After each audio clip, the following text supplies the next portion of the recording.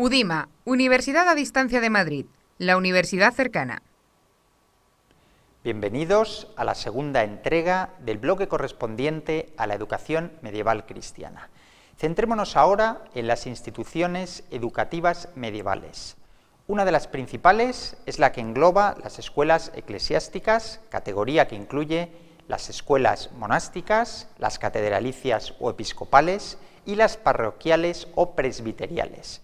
En cuanto a la educación secular, esta se bifurca en dos direcciones: educación caballeresca, es decir, las escuelas palatinas, y educación popular, que abarca las escuelas municipales y las gremiales. Otra institución de referencia era la universidad, que aunque se nutriera predominantemente de religiosos, estaba abierta a laicos también.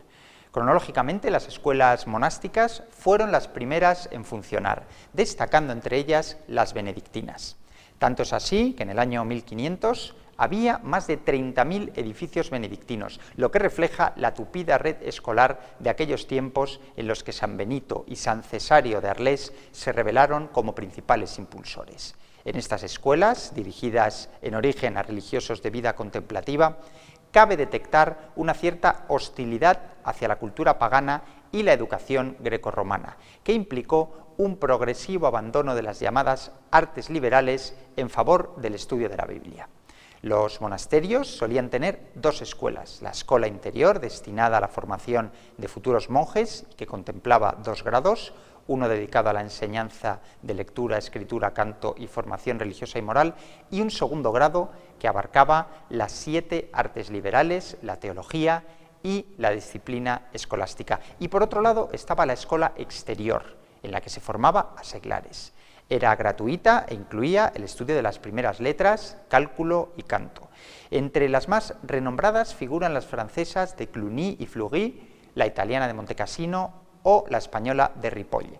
Por su parte, las escuelas catedralicias o episcopales formaban al clero diocesano y fueron regidas inicialmente por obispos y más tarde por monjes y seglares. En cuanto a las escuelas parroquiales o presbiteriales, dirigidas por párrocos o sacristanes, surgieron anejas a la parroquia y se consideran la modalidad más antigua de escuela elemental de carácter rural en el medievo.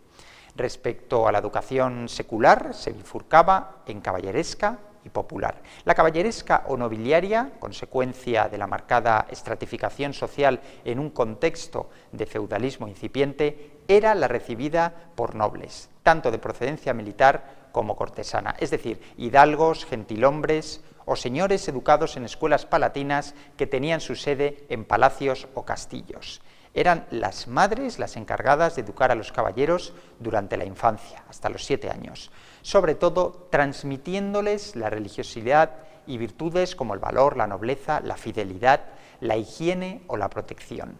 Tras la orientación materna, el niño pasaba al cuidado de un escudero con 7 años para adiestrarle en el manejo de las armas, la equitación y la caza. Ya con 10 años el niño pasaba al cuidado del padre, que le transmitía la crianza cortesana y caballeresca, en la que tan importante fue la formación moral y el honor, hasta los 16 años aproximadamente.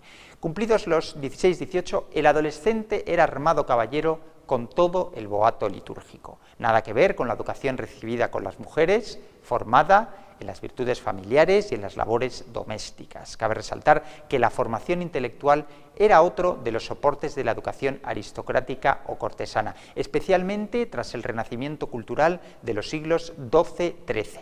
Hasta entonces, el saber era considerado un dominio propio del estamento clerical orientado hacia la filosofía y la teología. La alta nobleza tuvo sus propios maestros, hablamos de clérigos o maestros a los que contrataban, en las casas palaciegas, pero poco a poco se fueron incorporando a los estudios públicos creados por la sociedad secular. Además, el ocio era otra faceta inherente al caballero que buscaba el refinamiento aristocrático. Un noble debía saber cazar, bailar, cantar o tañer instrumentos. Cuestión distinta es la educación popular, correspondiente a siervos, artesanos y comerciantes. Cabe mencionar que el feudalismo trajo consigo una dependencia vasallo-señor, especialmente hasta el siglo XIV, que implicaba no solo protección a cambio de trabajo, sino también el consejo o consilium pedagógico que el vasallo debía recibir del señor feudal. Pero la emergencia de la burguesía a partir de los siglos XII o XIII y el progresivo municipalismo urbano propiciaron un cambio de escenario. Además de la necesidad de aplacar los altos índices de analfabetismo que arrastraba la sociedad feudal, las relaciones feudales dieron paso a relaciones mercantiles, gremiales y salariales que trajeron nuevas necesidades. En este contexto surgieron las primeras escuelas municipales, originalmente privadas, a cargo de las cuales había jóvenes clérigos identificados con la figura del dominus. Aunque eran los escolares los que pagaban al maestro, poco a poco los municipios empezaron a hacerse cargo de los gastos y los alumnos menos pudientes recibieron formación gratuitamente. Desgajada de la educación popular se encontraba la educación gremial, donde se recibía preparación profesional entre los 12 y los 20 años, con un acentuado carácter ético-religioso. Tanto es así que detrás de las corporaciones profesionales había muchas veces una motivación religiosa. Es decir, cofradías que elegían a un santo como patrono y protector. Por cierto, ese es el motivo de que en la actualidad la cofradía tenga un componente netamente religioso, su origen es medieval. La filosofía gremial venía definida por su carácter doméstico-pedagógico y los gremios estaban estructurados en una triple jerarquía: maestro, patrono, oficial y aprendiz. Los artesanos recurrieron al asociacionismo en el seno de barrios, parroquias o cofradías, una aspiración organizativa que se fue haciendo más compleja mediante corporaciones profesionales con entidad propia, los gremios. Con la reglamentación del gremio nació la enseñanza y aprendizaje de un oficio. La vida de los gremios se prolongó hasta finales del siglo XVIII, cuando la caída del antiguo régimen proclamó la libertad del trabajo, que puso fin a las irregularidades, monopolios, proteccionismos y exclusividades que venían lastrando la dinámica gremial. Los abusos cometidos, la oxidante rutina y la pasividad en la enseñanza acabaron desacreditando unas corporaciones que no gozaron de simpatía alguna por parte de los ilustrados. Muchos gremios terminaron convirtiéndose en colegios después del siglo XVIII. En el aprendizaje de las escuelas cabe distinguir 3 niveles o grados: las primeras letras, gramática elemental y gramática superior. La situación geopolítica en Europa cambió a partir de los siglos XI o XII, momento en el que arranca el periodo conocido como Baja Edad Media. Las ciudades experimentaron un crecimiento que repercutió en la multiplicación del número de escuelas, además de una profunda renovación filosófica y científica. Si durante la Alta Edad Media la cultura europea permaneció recluida en los monasterios, ya a partir del siglo XII, cuando los laicos tenían prohibido acudir a las escuelas monásticas, proliferaron las escuelas de carácter secular vinculadas casi siempre a catedrales u otros centros de culto. Buenos ejemplos son las inglesas de Oxford, Hereford o Exeter, las francesas de París, Chartres o Orleans, o las españolas de Salamanca, Santiago de Compostela o Zaragoza. Cabe destacar también algunas escuelas especializadas de carácter laico nacidas en Italia y en Flandes entre los siglos XIII y XIV. En ellas se preparaban los hijos de comerciantes, especialmente en el aprendizaje del latín, lenguas vernáculas y contabilidad. Diversas regiones europeas albergaron además escuelas de derecho, caso de Languedoc o Provenza, o escuelas de dictamen, cuyos ejemplos más representativos fueron Oxford y Bolonia. Pero la institución más común durante la Baja Edad Media fue la escuela de gramática, en cuyo seno se impartían enseñanzas de lógica o retórica. La que más renombre alcanzó fue la escuela inglesa de Eton. Capítulo distinto es el de la universidad en época medieval, cuando se la conocía, en la acepción actual, como Universitas Scholarium, Universitas Magistrorum, Universitas Studii. Tenía 3 rasgos esenciales: la corporatividad, la autonomía y la universalidad.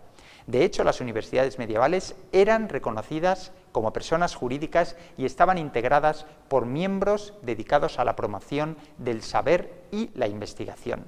Existía aparte una segunda denominación, Studium Generale, referida a un centro de enseñanza superior cuyo reconocimiento era considerado universal. Es decir, el Papa autorizaba a estos centros para enseñar en toda la cristiandad gracias a la llamada licentia ubique docendi, facultad para conceder grados académicos de validez universal. De hecho, acogía a estudiantes de cualquier región o país. Las primeras universidades, nacidas por asociación espontánea de grupos de alumnos, fueron las de París y Bolonia a finales del siglo XII, pero ya en la Baja Edad Media, el Estado o la Iglesia tomaron la iniciativa en la creación de nuevas universidades. En sus inicios, las universidades aspiraron a una autonomía total. Podían regular a su antojo la estructura y gobierno interno de la propia universidad. Contaron con privilegios tradicionalmente privativos del clero, como que sus miembros gozaran de la exención de impuestos o del servicio militar. Disfrutaron del llamado fuero universitario, que les eximía de ser juzgados por tribunales ordinarios, y finalmente tuvieron plena libertad académica en el establecimiento de planes de estudio, admisión de alumnos y contratación de profesores. Con el paso del tiempo, todos estos privilegios quedaron reducidos a temas académicos y organizativos. Respecto a las universidades que más despuntaron en el ámbito medieval europeo, merecen ser citadas las de París, Praga, Viena y Oxford en el campo de la teología y derecho canónico, las de Bolonia y Montpellier en medicina, las de Padua, Bolonia y Montpellier en derecho civil.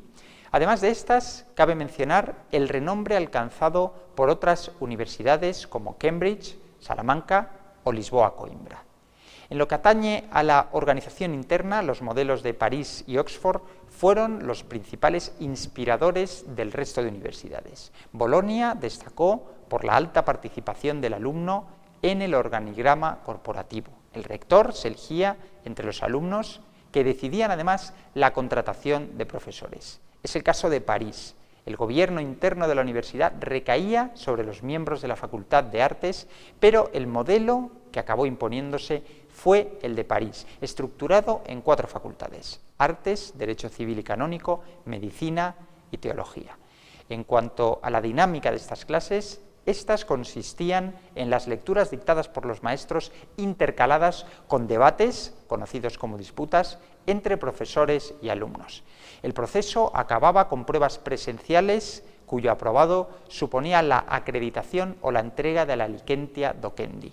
La mayoría de grados académicos tenían una duración de 4 o 5 años, aunque las más prestigiosas, como París o Bolonia, requerían, en grados como Medicina o Derecho, de 7 años de estudios universitarios. Por cierto, el máximo grado académico de la universidad medieval era el doctorado, que habilitaba para el puesto de profesor ordinario. Desde el punto de vista cronológico, es en el siglo XV, el último siglo del medievo, cuando se atisban los primeros síntomas de un cambio de rumbo a nivel global. El humanismo, con su visión antropocéntrica, comenzó a dejar atrás los principios escolásticos y se abrió paso una nueva sensibilidad educativa. Proliferaron los colegios universitarios, las escuelas de carácter no universitario y las escuelas elementales en lengua vernácula, los centros de instrucción dedicados hacia el mundo del trabajo. Era la antesala del modelo que acabó presidiendo la Edad Moderna. Escuelas de primeras letras como enseñanza primaria, colegios de gramática equivalentes al nivel secundario y colegios universitarios como escenarios representativos de la enseñanza superior. Hasta aquí la videolección dedicada a la educación medieval cristiana. Saludos a todos.